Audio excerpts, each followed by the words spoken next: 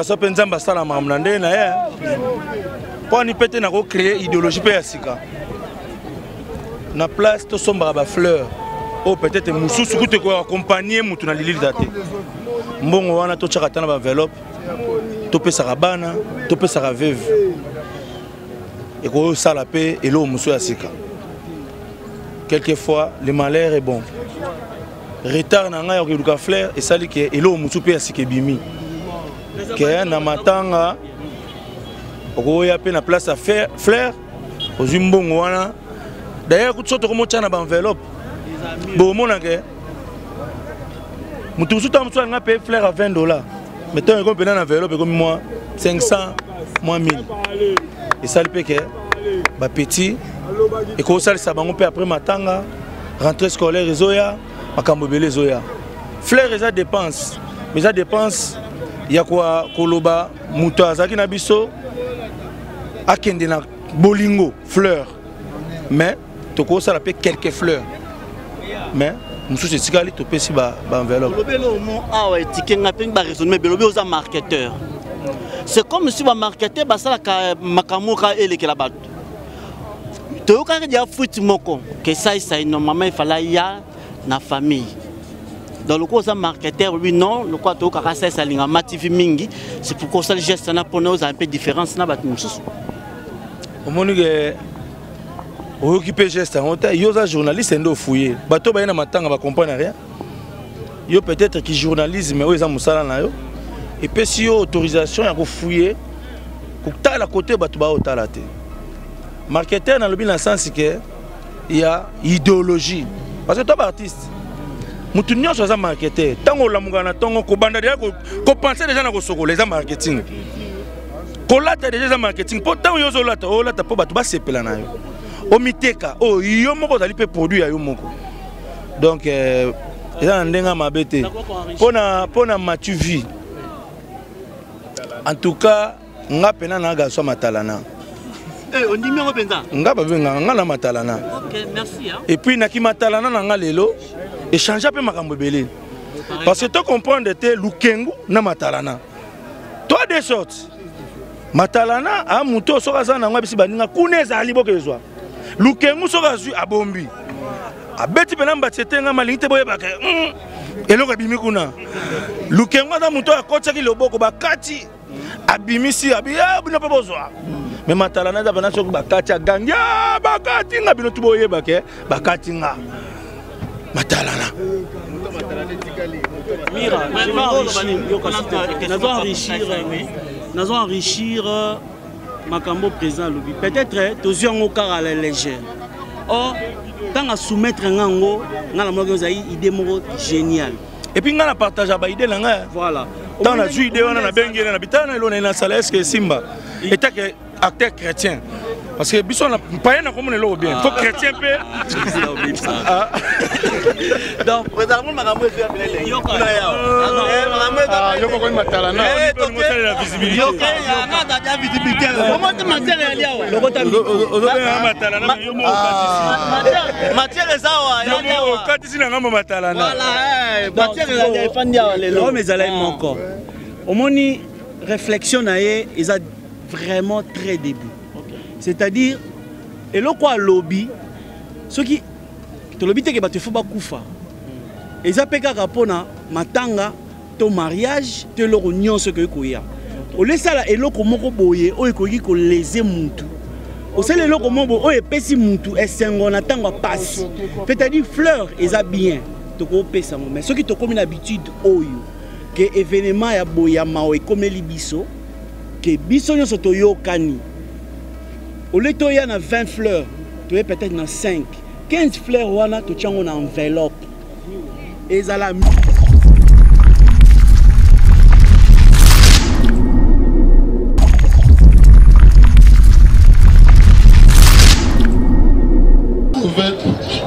Je rendrai donner hommage à un homme cher qui était mon père, qui vous prie de m'accorder.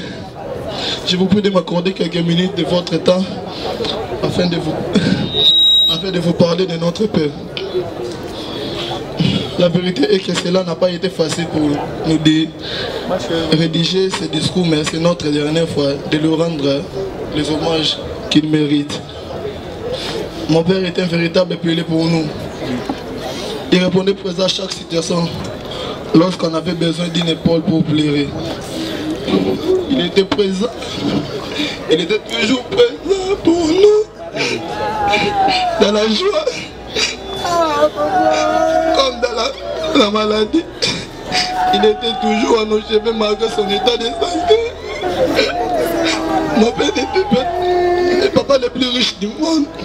Mais il faisait de son mieux pour que nous puissions manquer de rien au quotidien. Avec la compagnie de notre maman, ils ont tout donné pour nous.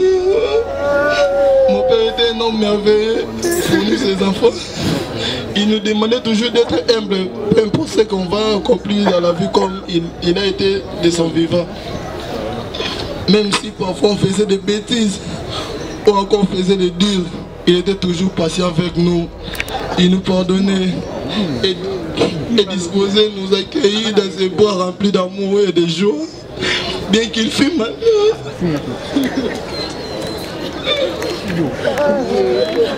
Là, nous sommes censés...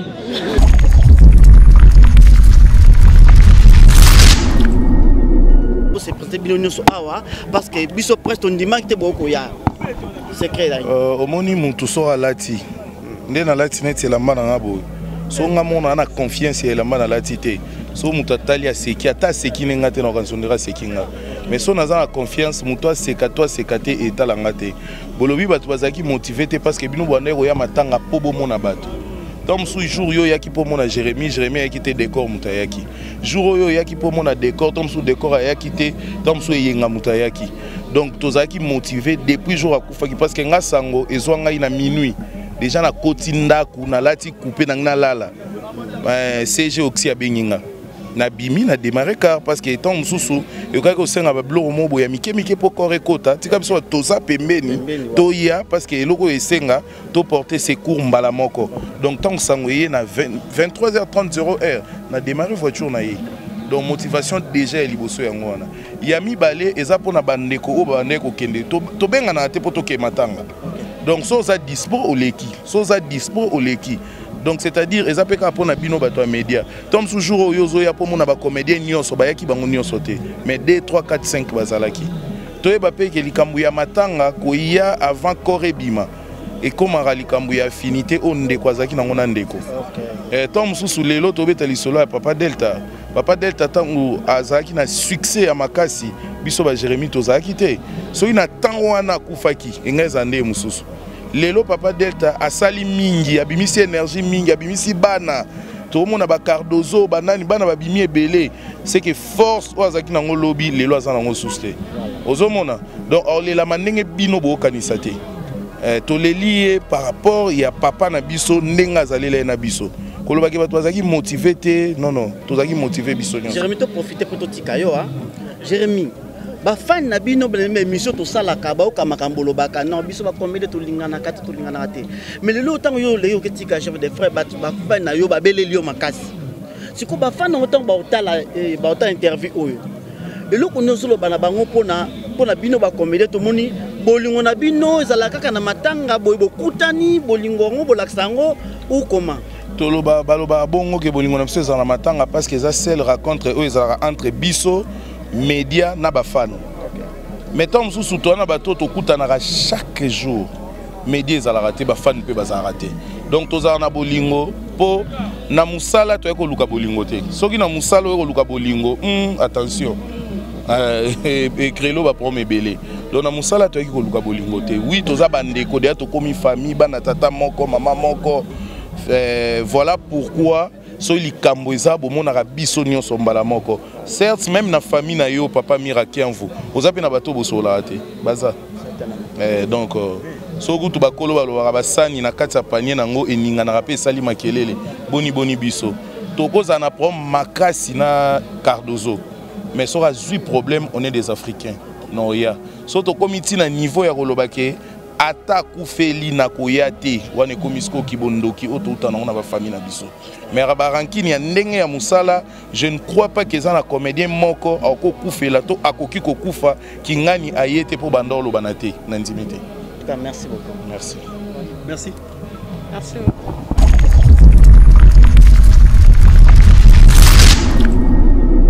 Makasi parce que on koufa ça n'importe qui te aza papa ya ban ebele aza donc c'est une personne de grande responsabilité et les locaux pour moi je dis ils a perte pour le cinéma à mboka na biso. Comme on a toujours dit l'artiste ne meurt jamais, voilà à travers ba œuvre nae to bandota la mais physiquement boé tozangi d'accord tout le monde ceux qui bino beaucoup feli ba mise ba oyate mais so ba mise ba kufi bino boza présent et ça ka dire quoi ils a dit so biso to kufeli ba raté so bon ba kufeli biso okenda il a dit à bon parce que to ko forcer ba touté mais na moni pe moi sur quelques musiciens mais en fait nga déjà na linga babilo côté yozwa musicien to chabango na premier niveau nga déjà nazala contre babilo quoi non donc biso tout aux artistes artistes à part entière toi artiste avec A majuscule a été biso tout aux artistes tout court biso to na respect pour na bango bango pe ba respect pour na biso bon baya to baya te o ezaki important pour na biso kolela ndeko na biso papa na biso yaya na biso na condition et puis na niveau oyo c'est déjà bon baya ou pas nous franchement ça ne dérange pas et déranger biso te mais ça peut na ba musicien mususu oyo ba komela famille ba komela corporation que nous sommes ya ba artiste ba présenter ba sincère condoléances na bango c'est important ngwana d'accord comment na lilo matanga ya Delta Force moni bino boza mais bandeko na bino mususu balinga ko ya matanga te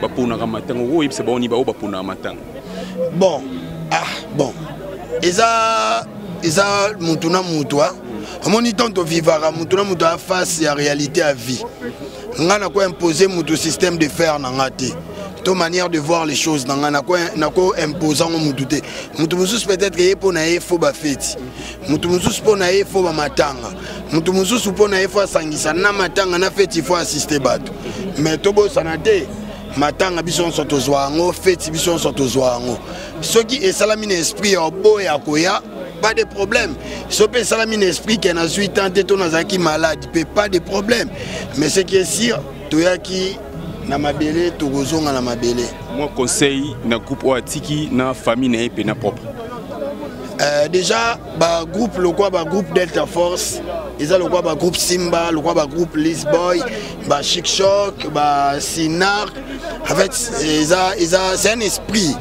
ils ont des patrimoine je ne pense pas le quoi président Kei des groupes Koufato et Panzana moi je crois que papa Kei mes groupes Tikali il y a des chefs il y a la famille bah travailler aussi d'une manière avancée pour battre là aussi longtemps groupe Delta Force et aux Alaka bah lobela combat il y a papa Delta Force ceux qui bango moko bah c'est peli combat président Delta Force et li moi bah ma groupe mais ça bah c'est peli combo na etanga mara bah battre la groupe et ça patrimoine c'est un peu ça merci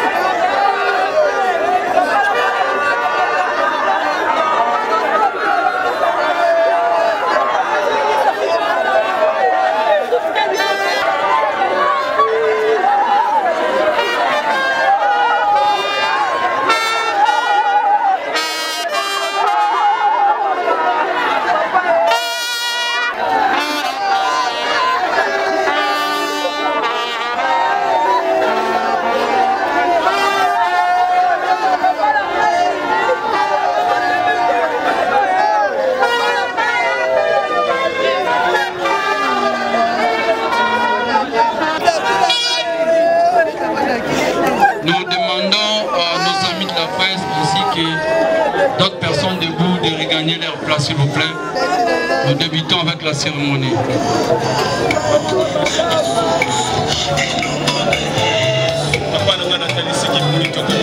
Yaoudi Ilunga est en fête. Pourquoi en fait?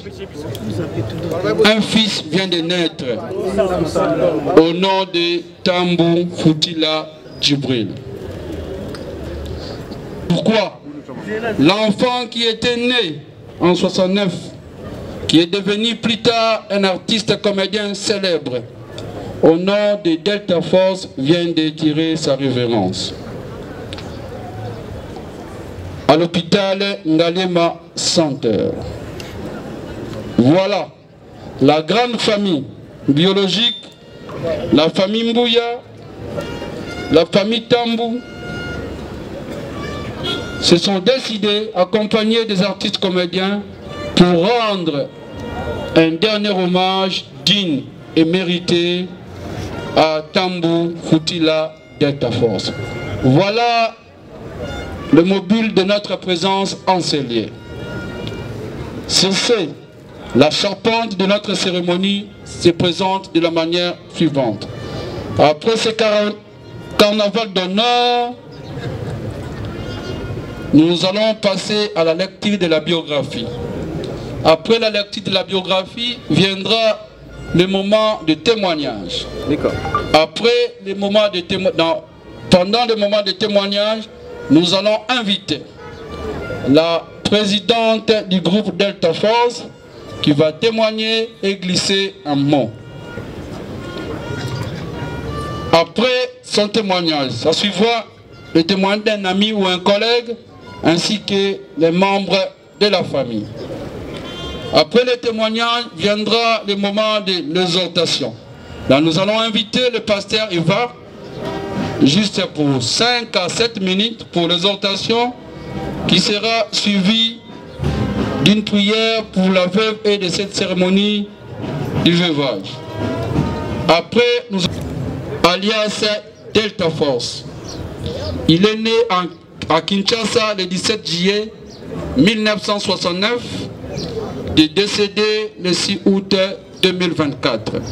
Fils de Monsieur Mbouya Luvunga et de Madame Yaoudi Ilunga. Delta Force est né dans une famille de 7 enfants, dont 3 filles et 4 garçons. Il était le cadet Mwana Souka. L'illustre disparu fut diplômé en électricité à l'Institut technique de l'industrie de Bumbu, Iti Bumbu. Après avoir décroché son bac, donc diplôme d'État, il se lança dans la comédie. En 1994, chez Kimbanseke Molinga, Papa Lobé, dont nous profitons de lancer son message. Il présente ses condoléances et partage sa peine auprès de la famille biologique de Delta Force. Il présente également ses condoléances à tous les artistes présents. Là où il est de loin, il est de cœur avec la famille ainsi que tous les artistes comédiens. Après, passionné par son travail, il créa son propre groupe, Les Pouvoirs du Théâtre, en 1999, et le 30 juin 2002, il rebaptisait son groupe surnommé Groupe Delta Force, que nous suivons chaque fois sur la RTGA. Jusqu'aujourd'hui, jusqu'aujourd'hui, il était le père de plusieurs artistes que vous connaissez. Ils sont tellement nombreux que nous ne pouvons pas citer nommément. Il était un grand formateur par ces artistes qui le plairent à présent. Sa mort, c'est un regret auprès des siens. Il y en a beaucoup qui sont passés également par là. Il y a passé à patron également Bazarana Bango, il y a Bakardozo, Niki Kumbu, elle était de passage, juste Azaki invité. Il y en a tellement beaucoup, elle a formé des artistes, oh le Lope Bazosa la fierté. Donc il mérite honneur et respect. Il était l'époux de Madame Landou Kubondila Lavi, Avec elle, ils ont partagé 21 ans de mariage et ont eu 7 enfants. 3 filles et 4 garçons. Iden, Jao, Chadra, Promedi Grâce et Kanaya, hormis ses propres enfants, il était aussi le père de Germain, Sephora, Cynthia, Louange. Merci pour tout, papa. Et on sait que la mort n'arrête pas l'amour. Nous, tes enfants, on t'aime énormément et repose en paix. Là, c'était le mot des enfants qui ont glissé dans Katia biographie. Mais, en ce qui concerne sa carrière, en 1992, Kimbanseke Tata Lobé a créé son groupe. Et, paix à son âme également, Tatouka Lombo avait amené plusieurs acteurs, grand Mingi Yabumbu, Kota na groupe. Entre autres, Mama Loso, Bazaraki Belé. Et Delta Force avait son salon de coiffure. Chaque fois Kimbanseke Papa Lobé fréquentait également salon Wana, Peba Meshanaki, et un jour, dans 93-94, Nebisi président n'a pas fait jouer. Talent et Gangaki Katinae, c'est par là Bandaki, tellement il avait des talents, des qualités belées, alors qu'il comme chef na groupe Ti Lelo. Sa vidéographie, il y a plusieurs pièces à succès. Entre autres, Missou Yazoba, Courageux, Courageux, Virgin, 10-20, Foulangenge, Grand Prêtre et bien d'autres encore. Suite, Namusala Kitoko, Oyamaka Sitomoni Asali, nous allons demander aux artistes et comédiens de se lever pour tout ça la cérémonie Nabiso, ya bravo l'artiste. Les artistes et comédiens, les artistes et comédiens, voilà, ils sont venus nombreux rendre hommage au président Delta Force, en commençant par le président Massoumou, le président Ngaloufa, je vois Makale Gogo, Mbayo Sombo, Phénomène de Sombo, ils sont nombreux, Papa Koba, tout le monde, Sundiata, le Vechaka. À présent, nous allons applaudir très très fort. Bravo l'artiste, bravo Delta Force, bravo Kouitou, vous méritez, bravo l'artiste, bravo Delta, bravo, vous méritez une plaque sur la place Victoire au monument des artistes. Merci beaucoup.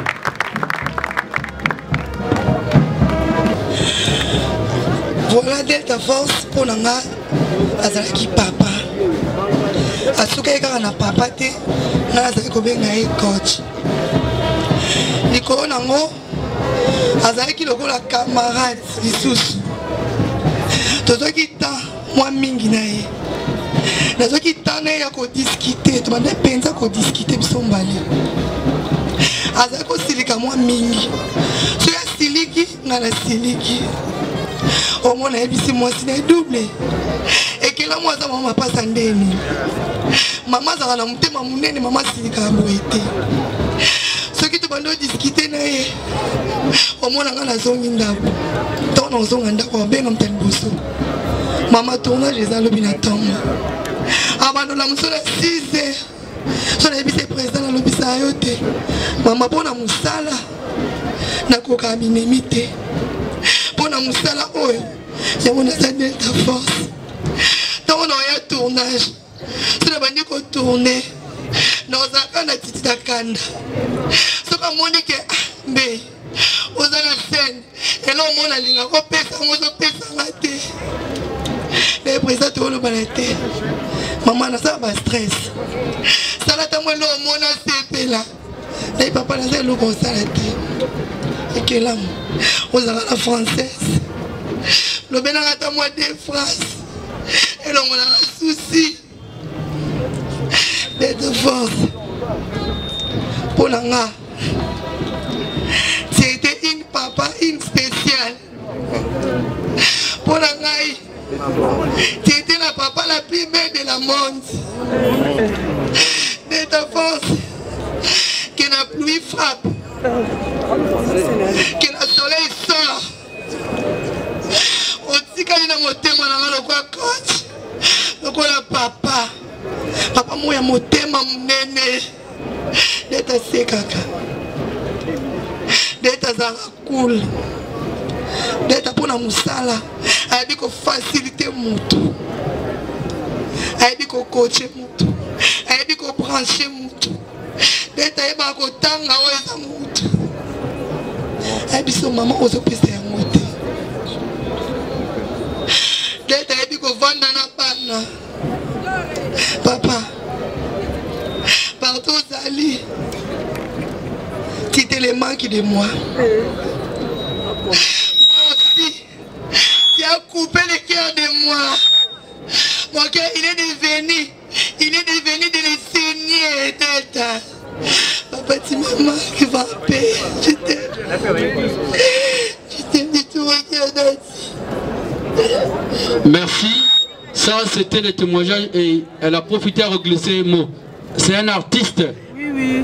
Bomoni, même dans mon aïe, à côté de Arnaye, l'olenga banaye ko jouer. Oza la dernière scène. Merci pour la parole. Comme on a dit, Yanda Kwezali Freddy, Ndoya Yambalio. Mais dans le théâtre, on a joué à Tatutumba. On a joué théâtre dans l'église. On a joué tonalité à Kikongo, on a habité. Le corps a idole à Tatuka Lombo, on a mis ça dans Chiluba. On a joué Chiluba. On a joué orchestre special Tatuka Lomba et tout le monde. On a vu un envie, il faut faire théâtre. Via Meminga et Papa Lobé. Et ça qui m'a colonie, Tatuka Lomba Balonga, parce que ça la groupe n'a pas ngaba. La bande qui jouait Chiluba, président Delta Lobby dans Maï, aux autres salles yango, mais aux autres commandés Tatuka Lomba Zala quitté. Mais forcé. Où Azali papa Nangaï, Magina Zana Chichok le n'y pas engagé dans la Dios, mais Nathan a toujours commandé ta force. Donc, Nazalaki na momo koye échange et pas naïté. Tozalaki na discussion tête kin toye kokabona nanda kuna bango. O mama na bango azali tata mwasi na ngai. Pe na bokomi wana na bango elongo. Li famille moko ezali respect bazali respectueusement pote bayebi likamuna nzambe na ko vivre na baninga bongo témoignage malamu nde yango wana azalaki na banyungu te akotisi bato boloko te na famille na biso vraiment amerte yango kolo apemisa mulimu na ye. Merci. Nous invitons le pasteur Eva, Papa Kouloutou, il était toujours là. Merci beaucoup, pasteur Eva. Juste 5 à 7 minutes. Pour la parole. Amen, Bananzambe. Suis-moi en train de me ma exhortation, ma prière, Zambé, Azalabé assistance, tout ça. Ça va te rendre grâce. On a mon opinion sur ton commissaire. Sur ton commissaire, parce que c'est mon canon. On a nyos. Tu recommandes au monde à Salobo, on a autre chose à l'Anzambe, le monde à Bissou. Mais tes manios sont disposés pour nous yokayo. Exhortation, oyezo à place. Dans mon thème, on a mon Bissou dans la Oesita. Dans nyos le kumu kemo zonge panayo. Na komo na Yesu. De te bondeli, de l'obé. Amen. Amen.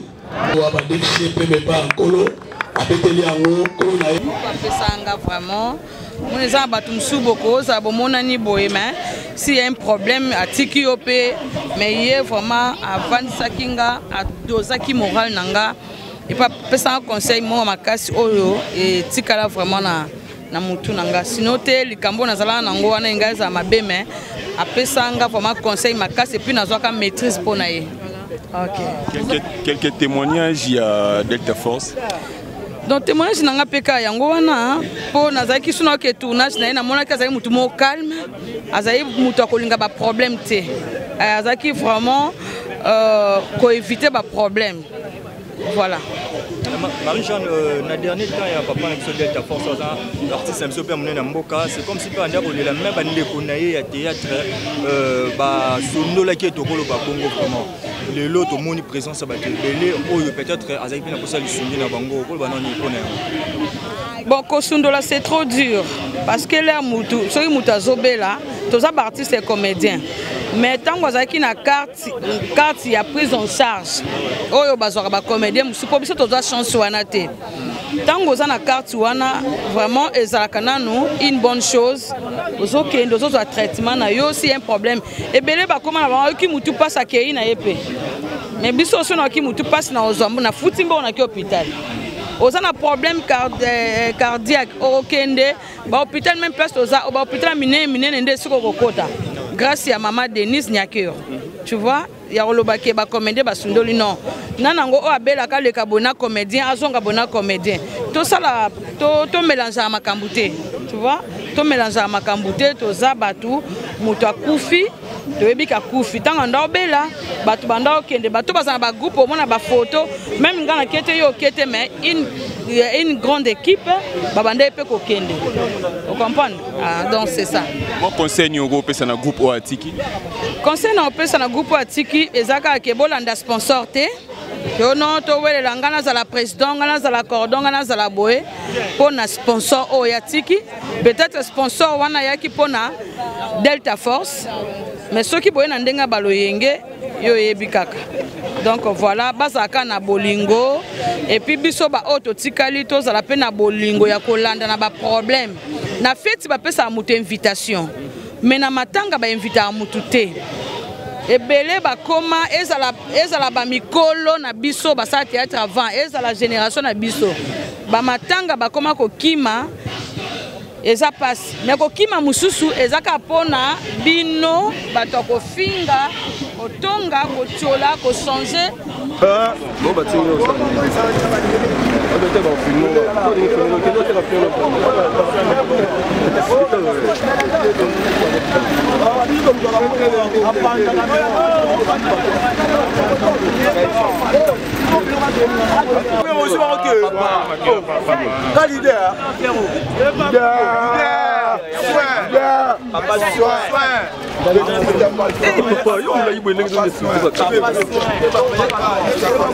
Malelo quand même maman quoi. Papa soin. Papa petit soin ma casse. Papa soin. L'équipe a mon soin. Le Neka. L'équipe a mon Bomba. Il est là frérot.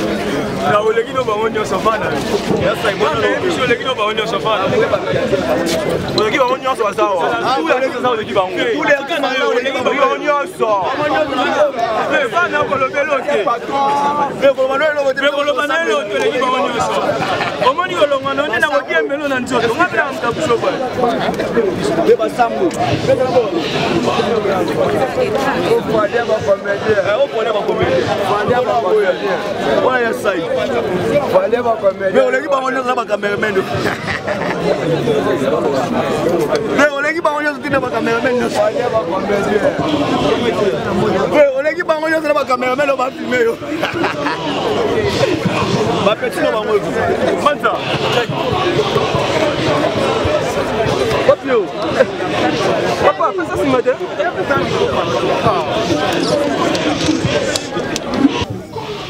Delta collègue Nangati. Tout ça, Moussala Mongo. Donc, Moussala Sangsi Bisso. D'ailleurs, Moussala, c'est beaucoup de temps. Non, tout est à Moussala. Tout est à Moussala. Tu es à Moussala. J'aime asali que les hommes mandé salami tous ensemble. Ça va, ok, merci, hein, tous ensemble. mwasi oyo akufeli mobali na nsima ya liwa mobali na ye azokoma libre mpe oyo biso tokoki kosala eza kobebisa alliance oyo maloba oyo elobamaki kolongola symbole oyo bandeki kolie bango mibale mpe korendre mwasi oyo libre oyo azalaki mwasi mama bana na ye atikala libre mpe kosambela mpo na bana mpe nzela tozokende mama atelemi apusani frère na bana les hommes de Dieu prennent Dieu pesi biso tobandi kolongola lopete oyo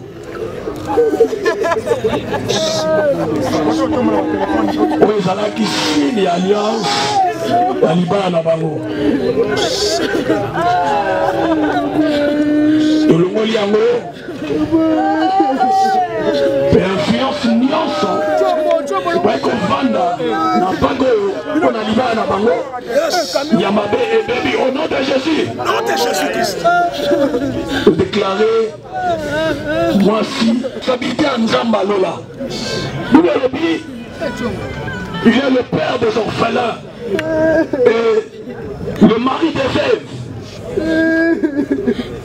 kobanda sikoyo todéclare akomi la prise en charge ya nzambe dans le nom de Jésus nzambe alola oyo bandaki kozwa so na ye lokola mobali topesi yo place nyonso so na ye lokola tata lokola mokeli mpe lokola mobali oyo bandaki kozala babesoin ya mobali mpo na bango bavivre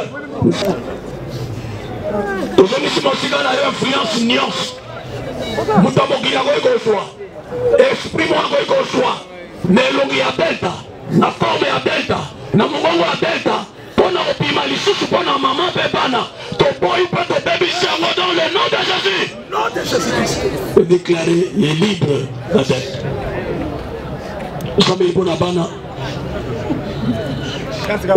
bazalaki makasi ya tata na bango nzambe baorphelin aya osikure bango bakola na nzambe misu na yo mona bango koleka ndenge bandeki komona bango liboso sikoyo ezala tata mpo na bango ya kombia video ya papa likolo na bana oyo na banzela na bango tosepare bango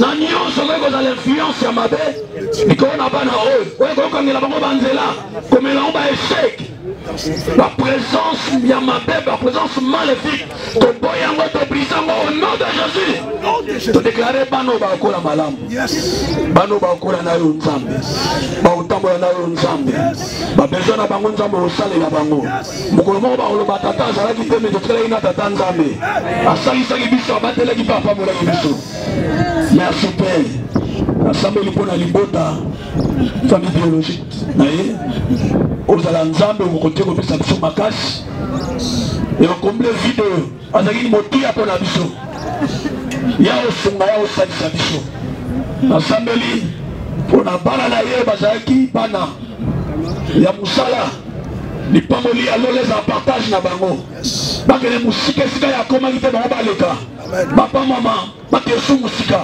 oyo nyonso baosala nsima na ye lipamboli alole eza partage na bango toprofite korekomande programo nyonso na se ya loboko na yo eleka na kimia ozala nzambe elongo na biso titango tozokende kotika ye na dernier demeure na ye nzela na kimia okende kokoma mpe kozonga ezala na se ya couverture ya présence na yo lokumu kembo ezonga epa na yo tobomi nyonso na se ya makila na yo na kombo na Yesu nde tobondeli tolobi amen amen tobeteli kolo maboko makasi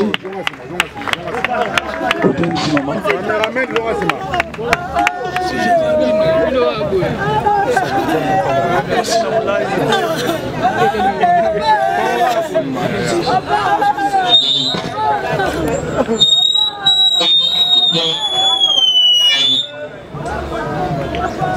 Merci. À présent, nous invitons, nous passons au mot du clan et au groupe Delta Force. Témoigner sur la personne de Delta Force. pour nous, Dette était un père. Il était un homme bien, il était un homme honnête. Dette aimait bien ton travail. Je me souviens encore quand on était ensemble. Si seulement tu viens à la répétition en retard ou à tournage, dis-toi seulement que tu ne vas pas répéter ou bien tu ne vas pas tourner parce que le président va te chasser. C'était un homme qui aimait bien son travail. Aujourd'hui, ce président, faute de temps, nous ne pouvons pas tout dire sur ta mémoire. Mais nous... Je voudrais donner vraiment hommage à un homme cher qui était mon père, qui vous prie de m'accorder. Je vous prie de m'accorder quelques minutes de votre temps afin de vous parler de notre père. La vérité est que cela n'a pas été facile pour nous de rédiger ce discours, mais c'est notre dernière fois de lui rendre les hommages qu'il mérite. Mon père était un véritable pilier pour nous. Il répondait présent à chaque situation lorsqu'on avait besoin d'une épaule pour pleurer. Il était présent, il était toujours présent pour nous, dans la joie, comme dans la maladie. Il était toujours à nos cheveux malgré son état de santé. Mon père était le papa le plus riche du monde, mais il faisait de son mieux pour que nous puissions manquer de rien au quotidien. Avec la compagnie de notre maman, ils ont tout donné pour nous. Mon père était un homme merveilleux pour nous, ses enfants. Il nous demandait toujours d'être humble, peu importe ce qu'on va accomplir dans la vie comme il a été de son vivant. Même si parfois on faisait des bêtises ou encore on faisait des deals, il était toujours patient avec nous. Il nous pardonnait et disposait de nous accueillir dans ses bois remplis d'amour et de joie, bien qu'il fût malade.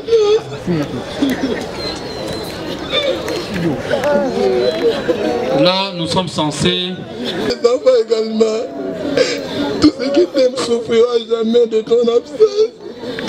Nous savons que ce test ne pourra pas exprimer tout ce qu'on a vécu ensemble. Ce qui est encore plus douloureux, c'est de savoir que tu ne pourras bénéficier des fruits de tes efforts pour nous et encore moins voir notre réussite. Tes enfants qui t'aiment et qui continueront à t'aimer pour toujours. Nous espérons que depuis au-delà, tu nous écoutes et que tu veilleras sur nous. Nos cœurs remplis d'amertume et d'amour pour toi. Nous voulons que toutes ces personnes présentes dans ton enterrement sachent à quel point tu étais merveilleux. Nous sommes heureux d'avoir partagé une partie de nos vies et nous te disons au revoir en espérant te voir dans la gloire de notre Seigneur Jésus-Christ. Que ton âme repose. Est-ce que nous pouvons encourager les enfants, s'il vous plaît?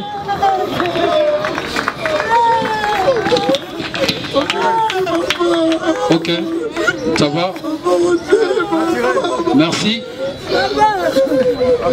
Courage, Shadrach. Courage. Courage. Courage. Oh, nyonso borosala na vinde kosala lokumu ya papa. Donc, papa Sali, a beaucoup lui a tangisi, a pareillement. Peut-être autre chose, c'est mon abino, au pays américain, pour ça, même salaire du Togo, comme la Delta Force. Relation on a Delta Force, qui est en théâtre ou bien les banquiers, tout ça, quelque part. Baza ba ine na biso ti biso ata to ba te bon za ba kulu to biso tali na télévision oyo ba pesi biso élan puis c'est un vieux qui ponanga no linga pe mingi de atina ba pièce ni ya ba pièce ya télé RTGA n'a invité donc c'est vraiment un grand frère qui me conseille aussi beaucoup déjà nga banani a parlé ba fanatique nanga donc yo ça la qui bah plan on a tout dans ma passe bah jumeaux donc c'est presque mes enfants bah tout benganaka donc devait d'être un grand frère pour l'anga donc film masuka tout ça na ça na tunane pas Cardozo nzondi mais na pièce ni mon pena ajouter changa principal on a bomé ba programme nanga surtout et c'est pena pour na vieux on a qui cette mort inopinée, nous a dérangé vraiment. Dérangé. Puis le même soir, la nuit, tu as eu Cardozo, Nabomari, tu as été palais. Voilà, il s'est poursuivre, il est l'un des pétoles de Kundavier. Donc, bah, vieux, bah, qui conseille Bissomingi, quoi. Voilà. Par rapport à la corporation, c'est là que nous avons plus d'informations que le président, c'est là qui est poison. Est-ce qu'on peut dire que le président a eu un traitement en tout cas, moi, étant un intellectuel ne s'apprécie pas de la rumeur. Ce ne sont que des rumeurs, des racontages, je ne maîtrise pas, je ne saurais pas confirmer ce que moi je ne maîtrise pas. Même si je l'ai... Non, c'est-à-dire que vieux, par moment, nous devons déranger. Par moment, faire ça, la crise, mais les cas. Mais tu as en bonne santé et puis à notre tournée. Et puis en plein tournage, quoi. Donc voilà. Au poison, quoi que ce soit, du fait que je ne maîtrise pas, non, non maîtriser des things, non maîtriser bien. Oui,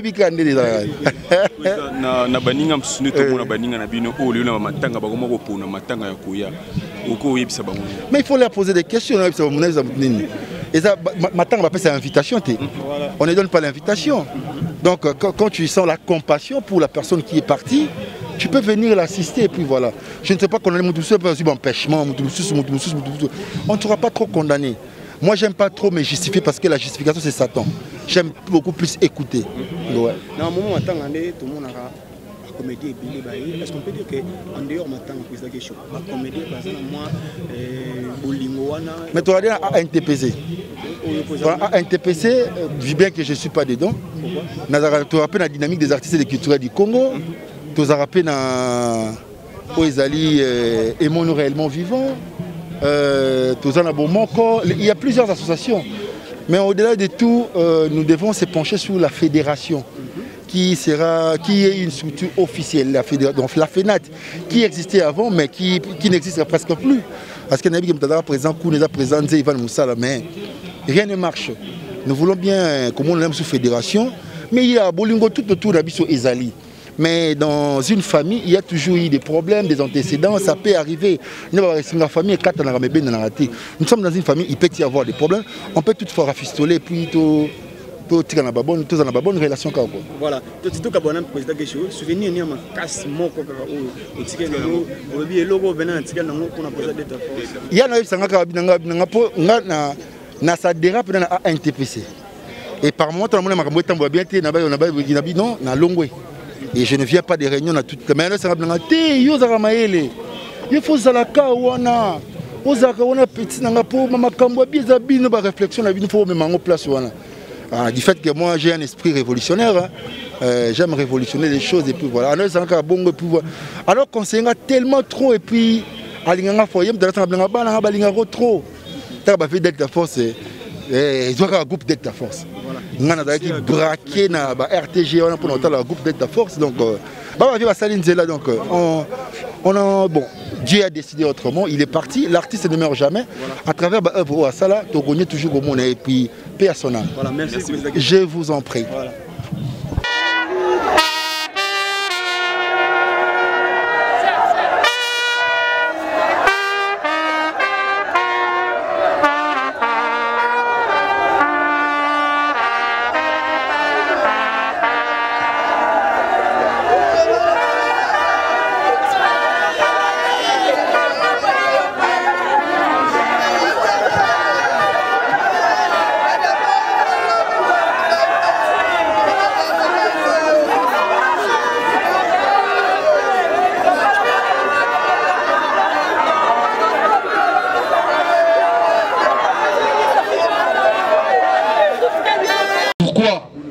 L'enfant qui était né en 69, qui est devenu plus tard un artiste comédien célèbre, au nom de Delta Force, vient de tirer sa révérence.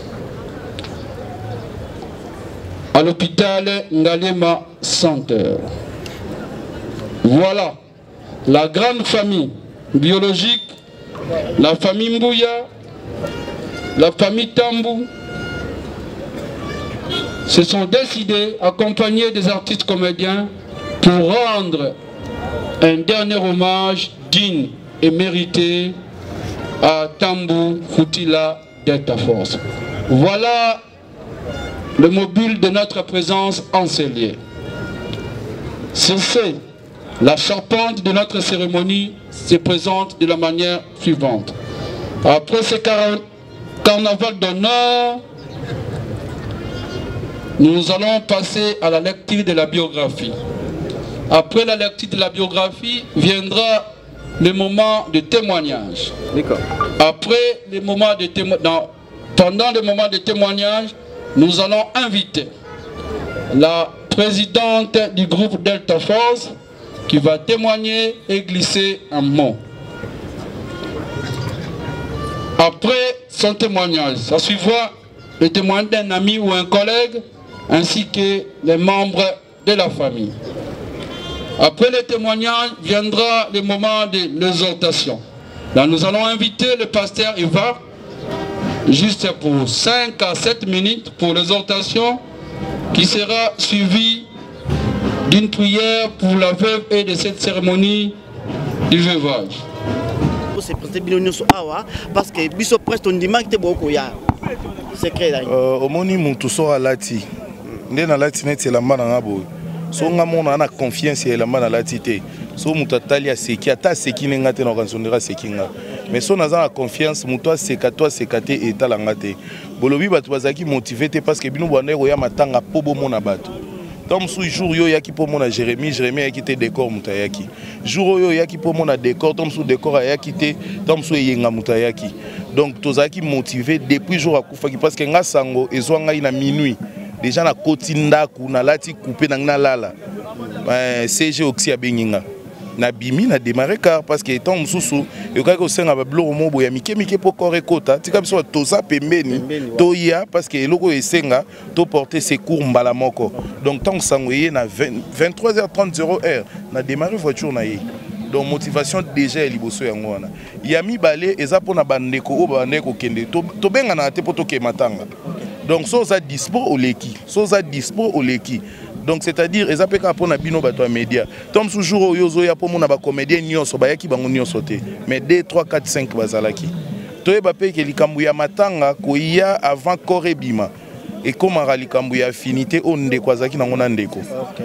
Tom susu lelo to beta lisolo ya Papa Delta. Papa Delta tangu azaki na succès ya makasi biso ba Jérémie tozaki te. So ina tango wana kufaki engeza nde mususu. Lelo Papa Delta asali mingi abimisi énergie mingi abimisi bana to mona ba Cardozo banani bana babimi ebele c'est que force oazaki nango lobby lelo azana ngo souste ozomona donc orlela mandenge bino bo kanisa te to lelié par rapport ya papa na biso ndenga zalela na biso koloba ke bato bazaki motivé te non tozaki motivé biso nyonso. Jérémie to profiter pour to tikayo hein Jérémie ba fan na bino bele mission to sala ka ba o kamakambolo baka non biso ba comédie to lingana kati to lingana te mais le temps yo le yo ketika chef de frère ba fan na yo ba beleli yo makasi siko ba fan na temps ba otala interview oyo et le ko nozolo bana bango pona bino ba comédie to moni bolingo na bino ezala kaka na matanga boy bokutani bolingo ngo bolaksango ou comment toloba baloba bongo ke bolingo na biso ezala matanga parce que ça seul rencontre eux ezala entre biso média na ba fan. Mettons sous toi na bato to kutanaka chaque jour. Média ezala raté ba fan pe baza raté. Donc toza na bolingo po na musala to eko luka bolingo te. Soki na musala eko luka bolingo, attention. Ekrelo ba prome belé. Donc na musala to eko luka bolingo te. Oui, toza bandeko de to komi famille bana tata moko mama moko. Voilà pourquoi so likambo eza bomona biso nyonso mbala moko. Certes même na famille na yo papa miracle en vous. Ozape na bato bosola te. Baza. Donc so gutu bakolo balo ba sani na kati ya panier nango eninga na rapé sali makelele. Boni biso. Tokoza na problème makasi na Cardozo. Mais so a zui problème on est des Africains.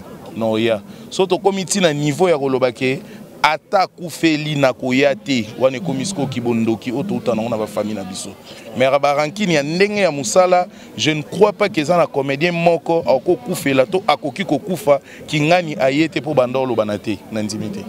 Merci beaucoup. Merci Makasi parce que on kufa za n'importe qui te aza papa ya bane belé aza donc c'est une personne de grande responsabilité. Et les locaux pour moi, je dis, ils ont perte pour le cinéma à Mboka Nabiso. Comme on a toujours dit, l'artiste ne meurt jamais. Voilà, à travers l'œuvre naïe, Tobandota laïe, mais physiquement, boé, Tozangi. Bon, d'accord, tout le monde, ceux qui ont beaucoup fait, mais ceux qui ont beaucoup présent. Et ça a dit à quoi? Ils ont dit, ceux qui ont beaucoup fait, ils ont raté, ceux qui ont beaucoup fait, ils ont il a dit à bon. Parce que tu as forcé Batouté. Mais je ne moi sur quelques musiciens. Mais en fait, déjà, Nalinga Babilo côté un musicien tout na premier niveau. Nga déjà nazala contre Babilo quoi non. Donc biso tout aux artistes artistes à part entière, ton artiste avec A majuscule là été. Biso tout aux artistes tout court. Biso to na respect pour na bango pe ba respect pour na biso bon. Baya to bayate o ezaki important pour na biso. Kolelande kona biso papa na biso yaya na biso na condition et puis na niveau oyo c'est déjà bon. Baya ou pas nous franchement ça ne dérange pas et déranger biso te mais ça peut na ba musicien mususu oyo ba comme les familles ba comme les corporations que nous sommes ya ba artistes ba présenter ba sincère condoléances na bango c'est important wana. D'accord, comment na lilo matanga ya Delta Force moni bino boze mais bande ko na bino mususu balinga ko ya matanga te ba pona ka matanga wo yebse ba oni ba pona matanga. Bon, bon. Eza mutuna mutwa. Moni tonto vivara mutuna mutwa face à réalité à vie. Ngana ko imposer mutu système de faire na ngate. To manière de voir les choses dans ngana ko imposant mutute. Mutu mususu peut-être yepo na yefo ba feti. Mutu mususu po na yefo ba matanga. Mutu mususu po na yefo sangisa na matanga na feti faut assister bato. Mais tobo sanate matanga biso soto zwango feti biso soto zwango.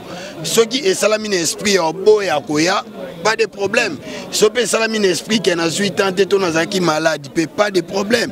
Mais ce qui est sûr, toya qui na mabele togozonga na mabele. Moi conseil na groupe Oatiki na famille na pe na propre.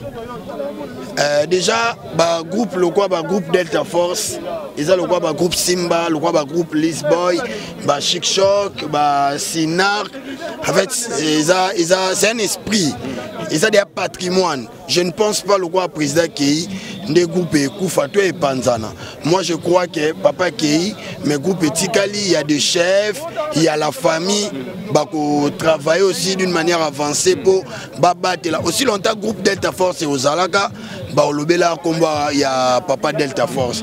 Ceux qui bango moko, bah c'est le combat président Delta Force et lui moi, bah ma groupe.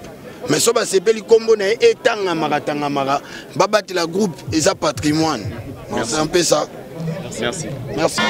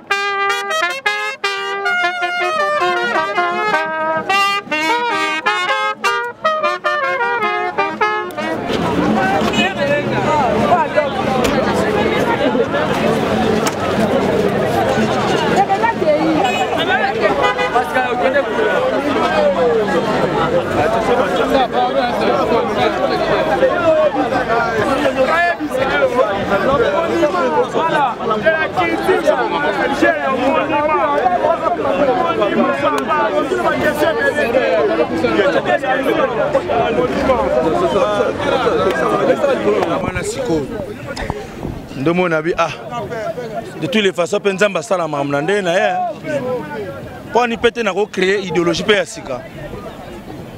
Na place, tout sombre à fleur. Oh, peut-être Moussou, ce que tu accompagner Moutouna Lili Date.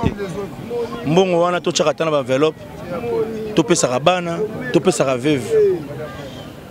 Et qu'on ça la paix et l'eau Moussou Asika. Quelquefois, le malheur est bon. Retard na nga yoka fleur et sali ke elo mutu pe asike bimi ke na matanga okoya pe na place à faire fleur ozimbongo wana d'ailleurs ku tsoto ko mocha na ba enveloppe bo mona ke mutu suta mutu nga pe fleur à $20 mettons ko pe na enveloppe comme moi 500 moi 1000 et sali pe ke ba petit et ko sali sa bango pe après matanga rentrée scolaire ezoya Makambobele Zoya. Fleur eza dépense. Mais ça dépense, il y a quoi Koloba, Mouta, Zaki Nabiso, Akende na Bolingo, fleur. Mais, toko ça l'appelle quelques fleurs. Mais, Moussou c'est Tigali, tu peux si ba enveloppe. C'est comme si un marketeur, ça la Makamoka et les Kelabat. Tu as dit à Fouti Moko, que ça, normalement, il fallait y a na famille. Dans le cas marketeur, oui, non, le cas de Kakasa, ça a matif mingi, c'est pourquoi ça le geste n'a pas un peu de différence. Au moment où on occupe geste, il y a un journaliste qui est fouillé. Bateau ba na matanga ba comprendre rien. Yo peut-être qui journaliste mais ils ont musala na yo. Et puis si yo autorisation ya ko fouiller, ko tala côté bateau ba otalate. Marketeur dans le bien sens que il y a idéologie. Parce que toi, artiste, nous sommes marketeur. Tant que nous avons pensé déjà à les marketing. Quand on a déjà marketing, pourtant on a pour battre ces plans. On miteka, oh, il y a un produit à Yomoko. Donc, il y a un denga mabete. Pour na matu vie. En tout cas, on a peine à garçon matalana. On dit mieux repentant. Nga ba benga nga na matalana. OK, merci hein. Et puis na ki matalana na nga lelo échanger pe makambo belé. Parce que tu comprends de te lukengu na matalana. Toi des sortes. Matalana a muto soka za na nga bisi baninga kuneza ali bokezwa. Lukengu soka zu abombi. Abeti pena mbachete nga malingite boye bake. Eloko bimi kuna. Lukengu za muto akotsa ki loboko bakati. Abimisi abia bino pe bozwa. Mais matalana da bana soki bakati aganga bakati nga bino tuboye bake bakati nga matalana. Mira, nous allons enrichir Makambo président lobby. Peut-être tous yon car à la légère. Or, tant à soumettre un ango, on a une idée géniale. Et puis on a partagé ba idée là. Voilà. Dans la idée on a bengi na bitana on na sala est-ce que Simba était que acteur chrétien. Parce que biso na païen na comme le bien. Faut chrétien peu. Donc présentement Makambo est appelé Yoko. Yoko ko matalana. On peut la visibilité. Yoko na da visibilité. Comment tu matière ya wa? Lokota matalana yomo okatisi. Matière zawa ya yomo okatisi na ngamba matalana. Voilà. Matière ya fandia lelo. Oh mais allez encore. Au moni réflexion na ye, ils a vraiment très début. C'est-à-dire, et le quoi lobby, ceux qui te lobby te que tu faut pas koufa. Et ça peut qu'apona matanga ton mariage te leur union ce que koya. Au laisse ça et le comment boyer o ekoki ko léser mutu. Au c'est le comment bo o epesi mutu et sengo na tanga passe. C'est-à-dire fleur ils a bien to ko pesa mais ceux qui te comme une habitude oyo que événement ya boya mao et comme libiso que biso nyo soto yo kani. Au lieu de y a 20 fleurs, tu es peut-être dans 5. 15 fleurs, tu as une enveloppe. Et ça la musique pour baza musique ou baza indisponible. Un mot pour le bafan na yo. Bayanga, bafan na benga bango bayanga. Nazo pesa bango toujours ba grand merci. Surtout na bafan ba comprendre idéologie na ngai. Ndenge nazo kumbela masolo na ngai avec touche épicé par moi ndenge idéologie ezosenga.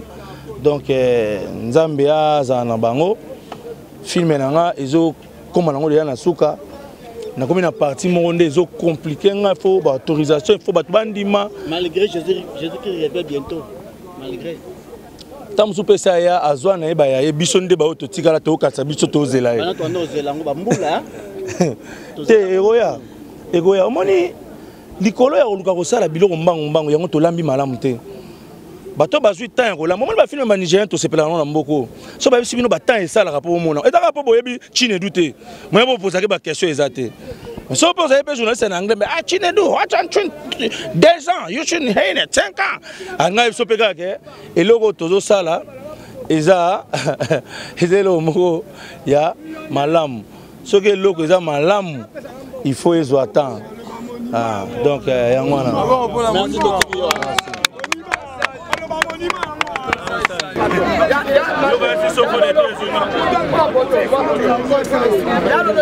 Merci.